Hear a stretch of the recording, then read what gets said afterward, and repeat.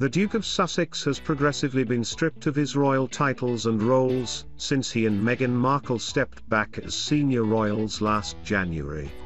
These included several honorary military roles such as Captain General of the Royal Marines and Commodore in Chief, small ships and diving in the Royal Navy. Now in the latest blow to the Afghan veteran TMS standing within the firm, he could lose another role to Lady Louise after she turned 18 yesterday. Until turning an adult, the teenager has kept a largely private role. But she must now decide whether she wants to continue this or begin taking up increasing amounts of public duties as a member of the royal family. Lady Louise, who has been dubbed the royal family TMS secret weapon after charming viewers during a documentary on Prince Philip TMS life, has yet to publicly announce her decision. But should she decide to follow in the footsteps of her grandmother the Queen, she would likely be offered the role of Counsellor of State. This is understood to be one of the last remaining duties that Harry, 37, will be stripped of. Therefore Lady Louise could be only days away from replacing her older cousin in the role. This would allow her to stand in for the Queen should the monarch not be able to attend a public engagement.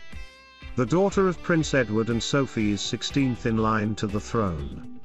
An insider has said that regardless of her decision, the teenager is likely to continue studying for her A-levels before going on to university. This would limit the number of engagements she would be able to undertake. But with the royal family short of working members after losing the Duke and Duchess of Sussex followed by Prince Andrew, she would be a welcome addition. The Queen is reportedly knackered and has been told by doctors to carry out light duties after she covered 19 occasions in October. Speaking to the Sunday Times last year, Sophie Wessex explained how she and her husband Prince Andrew have tried to give Louise a normal upbringing. She said, "She TMS working hard and will do A-levels. I hope she goes to university. I wouldn't TMT force her, but if she wants to. She TMS quite clever. We try to bring them up with the understanding that they are very likely to have to work for a living. Hence we made the decision not to use HRH titles. They have them and can decide to use them from 18, but it TMS highly unlikely." Meghan Markle and Prince Harry have hit the headlines recently for their involvement in different political matters. Last month the Duchess of Sussex wrote an open letter to Congress, advocating for paid family leave in the US. They also wrote a letter for COP26, asking world leaders to take action in ending the pandemic during this window of opportunity. Neil Sean spoke about the snub on his YouTube channel. He said, "As you know, they were not invited because it was just senior royals of the British royal family. That didn't stop the twosome deciding that they could have an input." He added, according to a source, Harry and Meghan allegedly offered to send a video.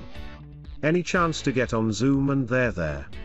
It's interesting because they wanted to offer not necessarily a political statement, but their good wishes to people attending. Can't knock them for that, they had good intentions. Mr. Neil said, apparently the organizers for COP26 were very keen, but it was very early stages so it wasn't quite broached with HRH Prince Charles or Prince William. This is where it all went wrong. The bigger problem for Harry and Meghan was that once Her Majesty decided to pull out, then the next stage was to record her own personal tribute. What a speech it was, I thought it was terrific. Once the Queen offered to send a video, all of the bets were off.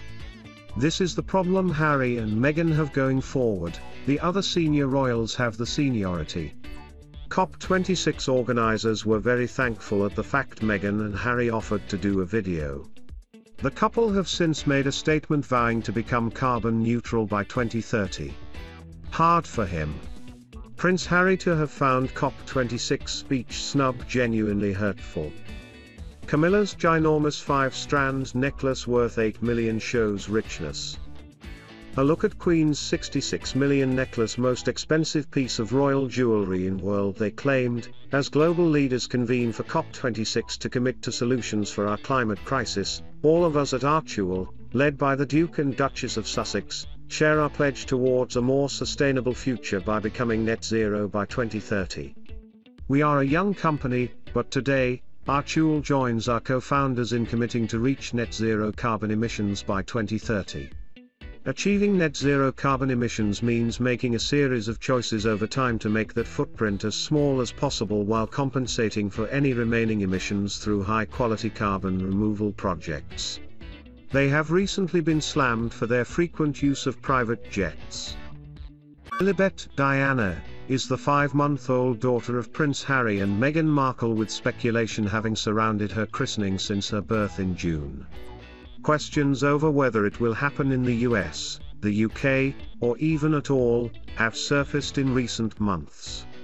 Some reports suggest that the Duke and Duchess of Sussex are keen for Lilibet to be christened in the UK, but the coronavirus pandemic has made international travel more difficult.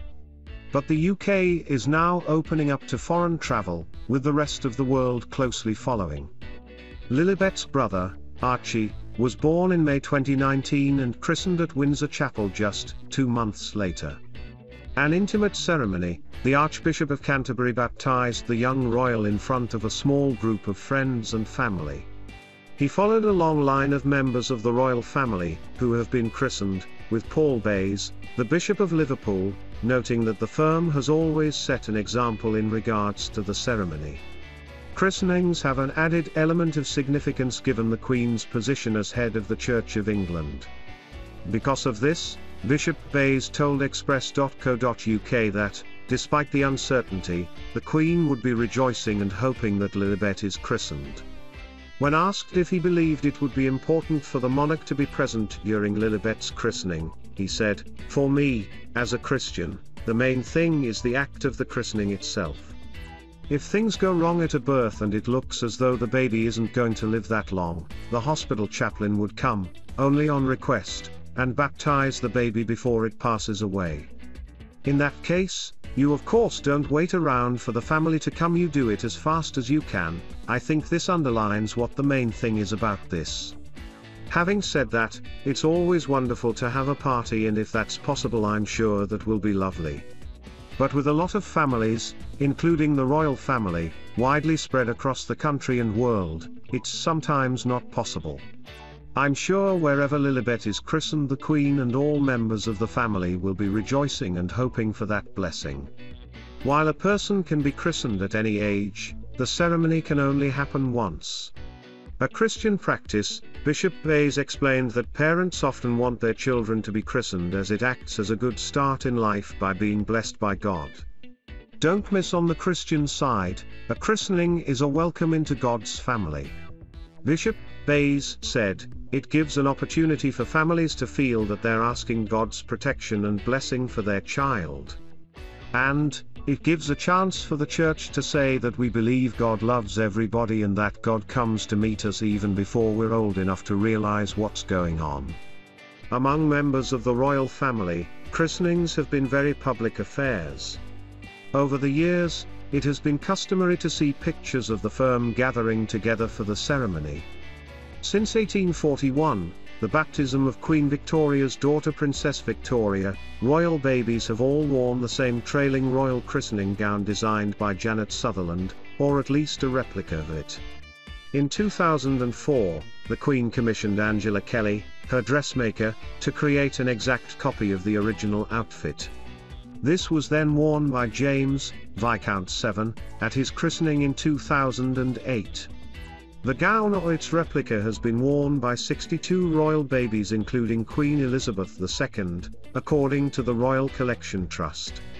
Meghan and Harry broke with tradition for Archie's christening, the ceremony undertaken in a private and close-knit setting.